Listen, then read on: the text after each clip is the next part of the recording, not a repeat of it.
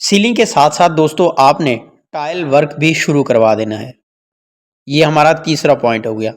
پہلا پوائنٹ میں نے آپ کو بتایا کہ آپ نے گرے سٹرکچر کے فوراً بعد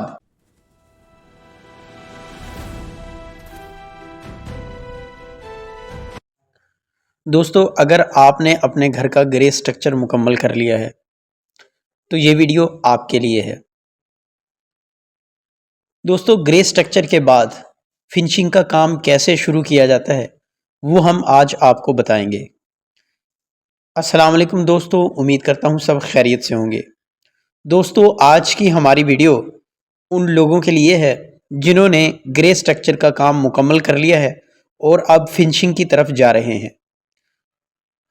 دوستو آج ہم آپ کو بتائیں گے کہ فنشنگ کا کام کیسے شروع کیا جاتا ہے اور اس کام میں پہلے کون سا کام ضروری ہے جو سب سے پہلے کیا جاتا ہے۔ ہم آپ کو آج سیکوینس سے بتائیں گے کہ گرے سٹرکچر کے کام کے مکمل ہونے کے بعد جب آپ فنشنگ کی طرف جاتے ہیں تو سب سے پہلے آپ نے کون سا کام شروع کرنا ہے۔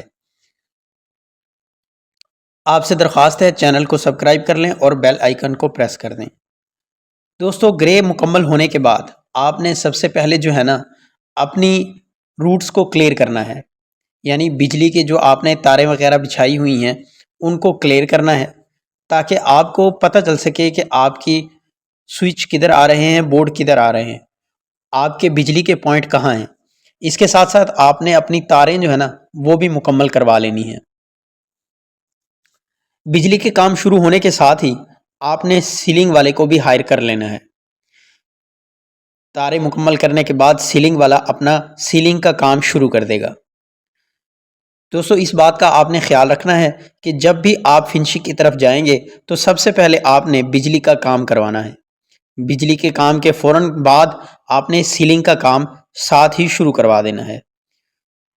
سیلنگ کے ساتھ ساتھ دوستو آپ نے ٹائل ورک بھی شروع کروا دینا ہے۔ یہ ہمارا تیسرا پوائنٹ ہو گیا۔ پہلا پوائنٹ میں نے آپ کو بتایا کہ آپ نے گرے سٹرکچر کے فوراً بعد بجلی کا کام شروع کروانا ہے، اس کے ساتھ ہی آپ نے سیلنگ کا کام بھی ساتھ ہی شروع کروا دینا ہے۔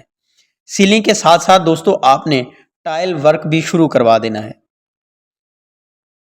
یہ ایک سیکوینس بن جائے گا، اسی ترتیب سے آپ نے جو ہے نا کام شروع کرنا ہے۔ یہ نہ ہو کہ آپ ٹائل ورک پہلے شروع کر لیں، یہ سیلنگ پہلے شروع کر لیں اور بجلی کا کام آپ کا رہ جائے، کیونکہ اگر آپ بجلی کا کام بعد میں کریں گے تو بعد میں آپ کے لیے مسائل پیدا ہوں گے۔ ٹائل ورک کے ساتھ ساتھ آپ نے لکڑی والے سے بھی اپنا کام شروع کرنے کا کہہ دینا ہے تاکہ کارپینٹر جو ہے نا وہ اپنی پیمائش کے حساب سے دروازے وغیرہ لگانے شروع کر دے۔ یہ تیسرا اور چوتھا پوائنٹ جو ہو گیا ہمارا کہ ٹائل ورک کے فوراً بعد آپ نے لکڑی والے کو بھی اپنے کام کا کہہ دینا ہے۔ اور جب دوستو آپ کے فلورز وغیرہ پر ٹائل لگ جائے تو آپ نے سب سے پہلے اس پر پولیتھین شاپر ڈال کے اس کے اوپر جو ہے نا پی او پی ڈال دینا ہے تاکہ دوسرے لوگ جو آپ کی سائٹ پر کام کر رہے ہیں جس میں پلمبنگ ہے اور اس کے علاوہ الیکٹریشین ہے اور بجلی والے جو کام کر رہے ہیں، ٹائل ورک جو ہو رہا ہے آپ کا، اور کارپینٹر اپنا کام کر رہے ہیں تو ان کے کام میں دشواری نہ ہو، اور ساتھ ہی ساتھ جو آپ نے ٹائل ورک کمپلیٹ کر لیا ہے اس کے اندر بھی مسائل نہ آئیں۔